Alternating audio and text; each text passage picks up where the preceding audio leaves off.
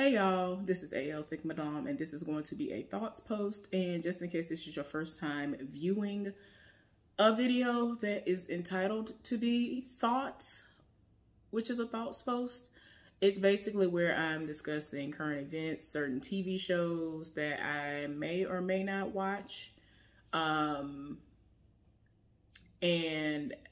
might be tempted to watch, just random things that are going on in the world, things that are trending. And it's just a lot of different things that it could, fall under. But today, what I'm going to be discussing is a viral video and the fact that Bill Cosby has been released from prison. I'm going to keep it very brief as it pertains to Bill Cosby. But let me go ahead and get into the viral video. I'm not sure how many of y'all have heard of this. But yeah, I saw it yesterday or the day before yesterday. And I got slightly triggered.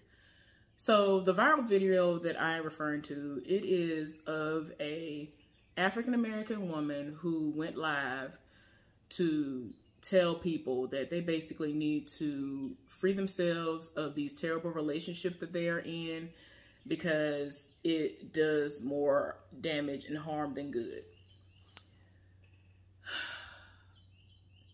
She had not been with this man for 3 years, so her ex-boyfriend attempted to kill her. She went to the club, was minding her business, and the ex-boyfriend's brother approached her in the club and was speaking to her.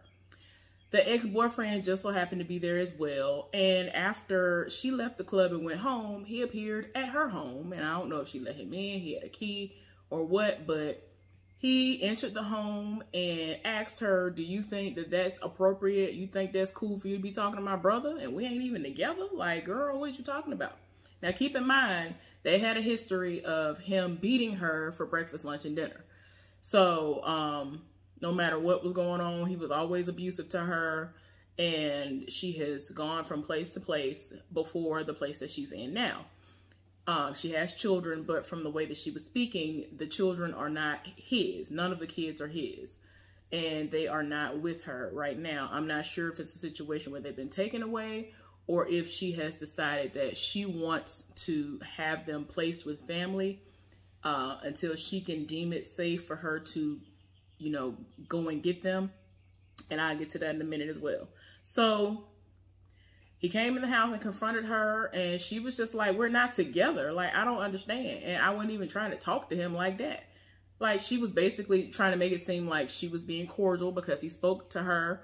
And even though she didn't know the brother like that, she knew at least that, he remembered her from when they were an item, or lack thereof, from my opinion. And she just didn't understand the problem. Well, he proceeded to pull out a gun and fired at her. She ducked and he shot into the wall. Well, this next time he was going to try to shoot her and she would have died had it not been for the fact that the gun jammed. Well, since the gun jammed, he was angry and he still hadn't changed from being the trash that he was before. He proceeded to pistol whip her, and she has like a patch of hair on the side of her head where she had to get stitched up. She had been bleeding profusely and all that before she received assistance. I don't know if she had to call the police and the ambulance or whatever, but she somehow got to a hospital and got stitched up. And when she did the live, her head was bandaged up, and you could tell that something obviously was wrong and had happened to her. So she's explaining to us this situation, and that people need to get out of these situations, and this is crazy. I hadn't been with him. I don't understand why he's like this. He was like this when we got together all these years ago, and he's still acting like this, and we aren't even together. She was talking about how she needs to relocate because he has found where she lives again, and she doesn't want that for herself. One of the things that she said that hurt me the most was that after this man came to her house and did what he did to her, she called her mama and told her, this man is trying to kill me and all of that. And her mama proceeded to say, oh, well, I don't know what you think I need to do. I'm not at home. I don't know what you think I could do about it. I ain't at the house. It's like, what? So your mama trash too? Oh, okay. That's what I'm hearing. That's what I'm gathering. So anyway, she said had it not been for her sister coming to her rescue, she wouldn't have been able to, I guess, go somewhere temporarily. But she says that she's going to pack up all of her stuff and leave. But yeah, she feels like she needs to relocate and that she's fearful for her life. And this man got out of jail. He was released from jail, and she's fearful for her life. And she's scared that he is going to go over to her relative's house, is looking for her. So she's not going to go there because he wants her. And hopefully he won't hurt her kids. But at the same time, it's crazy because while he was in the middle of pistol whipping her, or right before he started pistol whipping her, she was like, I got kids. You know I got kids. And he was like, F them kids. And proceeded to beat her down. I don't understand the mental instability that got to be going on with people like this who just see you and they just be like, I'm mad at the world. Let me beat you down. I don't understand. I don't understand. But yeah, I got really triggered when I saw that. And yeah. I have not been in a physically abusive relationship before. Not 100%, I guess you could say. And you might ask, well, what does that even mean? Like for me, my ex pulled a gun out on me twice. It was loaded, and I had to walk backwards around this place with my hands up, telling him that I'm sorry and crying because he had a gun trained on me. He's gone to the range and all that. So, and it was close. You know what I'm saying? It's not like we were far off and I would have a better chance of him hopefully missing, or the trajectory to be in an area that I wouldn't have to worry about if he did shoot me. Would I bleed out and die? Would I have a chance to live? Like, I didn't have to think of all those different variables because in my mind, I was like, oh, if he pulled his trigger, I'm dead. I'm dead. Because it was always trained on my face and trained on my torso. It's always been funny to me that when people are in the wrong, they want to deflect and make it seem like you're the problem. My ex wanted to continuously try to make it seem as though I was the one out fighting and bopping when I was not. Yes, I have had several people to roll up on me and have basically thrown advances out at me, but I have not been with anyone else outside of this person. So for you to try to make it seem like I'm doing something because you want to deflect, because you know you out here doing dirt, that's trash. It is what it is. So yeah, I felt very triggered. And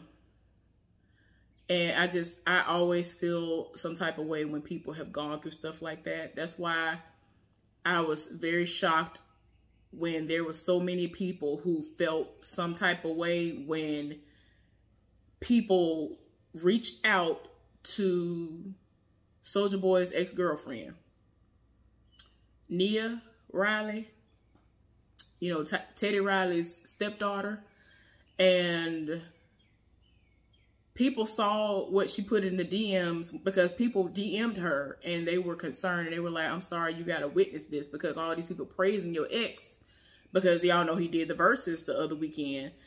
And y'all, I'm sorry, I ain't never been here for Soulja Boy. To me, he's a trash rapper. He was smart to market himself the way he did back in the day, but I don't understand why most of us black people support absolute and utter trash because his music is trash. Sorry, it is what it is. Yeah, the beats and stuff might be fire or interesting and a bop, but the songs are trash. They just are. Don't care what nobody say. Apparently he's a great producer. I've always heard that, so I can't knock that. But as far as him being an actual artist, trash. And Bow Wow, I mean, I used to listen to him when he was a child. But him as an adult, you know, outside of like a handful of songs, it just got to the point where I was just like, trash. I just don't care. I don't care about it. I don't care. And they both were out here abusing people that they were with. So I'm like, why am I going to support that? That's why I didn't watch it. Yes, Bow Wow for a decent part of his very active music career, I was there and I listened to the songs and I knew the songs. But Soulja Boy, I would hear the songs because everybody was playing them. And I'm just like, why do y'all live for trash? So I kind of had no reason but to know like the handful of songs that everybody had on repeat and playing at graduations and whatnot, like it was the best thing since sliced bread. And I'm still not understanding why. That I don't understand why people make people like them famous. I don't get it. The people who actually have all this amazing talent, y'all leave by the wayside. There are some rappers right now I could name off that should be getting all this money, publicity spins, and everything else in between. They should be getting the versus money. But people be sitting up there supporting trash like him. But I digress. So anyway, I'm just saying that I just felt like, I'm just like, y'all really sat up there and tried to attack Nia and say, sis, it wasn't about you. If y'all saw, the comments were so disgusting towards her. They're like, well, sis, it wasn't about you. She never said it was about her. She was saying thank you to the people who reached out to her because she was just going to have to, in her mind, people were just like, sis, just stay off the internet because you already know they're going to be going crazy and living for the fact that he did this verses and whatever. And all Nia simply did was say thank you to the people who reached out to me. Thank y'all so much for even thinking of me. I was just going to stay off social media anyway because I already knew how it was going to be. She did not insert herself into the situation. She did not sit up here and say, woe is me, y'all, please. They going to do this versus, and my ex going to be on there. She did not play victim. All this stuff played out on TV, and he was trash to her, and he was very abusive to her. So I don't understand. I hate when people do that. It kills me when people be like, where the proof at, though? And they'll have proof handed to them on a silver platter, and they'll still say, but I live for this artist, though. They had all this evidence on R. Kelly, but they say, oh, they don't prove nothing. They was acting fast, so this is what it was. They wanted this fame, so this is what it was. Anyway, so that gives me my little segue into the Bill Cosby situation. A lot of people feel like, I was so disgusted by so many of the celebrities who got on their platforms and were happy and celebrating the fact that Bill Cosby, that William H., if I'm not mistaken, Cosby, has been released from prison. And I'm like, why, though? He finally started to reap what he was sowing by being imprisoned. And yes, we are well aware that everybody that said that he did what he did, it did not happen. The main one being Janice Dickinson. Now, when that first happened and she said that, I already knew off rip she was lying. Like, I can't with her. She is just trash anyway. Like, she fake from head to toe, for one. And, I mean, I get it. So, a lot of people probably was already like, all right, did this heifer that came from out of nowhere saying this? Oh, no. Like, and I get that, but I think Pam Grier, when I saw it was Pam Grier or somebody, I was like, when she said it, I was like, oh, no. And then I saw the paperwork. This man admitted doing all this stuff. So what, how y'all gonna tell me, hey, that man, y'all framed that man. Y'all framed him. Free that man. Put his TV shows back on Netflix. Put his TV shows on Netflix and run it now. And he need to sue when he get out. Why? Don't put his name back on nothing. He don't need to sue nobody. He need to go somewhere and stay sitting down in the house and deal with the wrath that Camille is probably going to be putting on him or whatever. I don't know.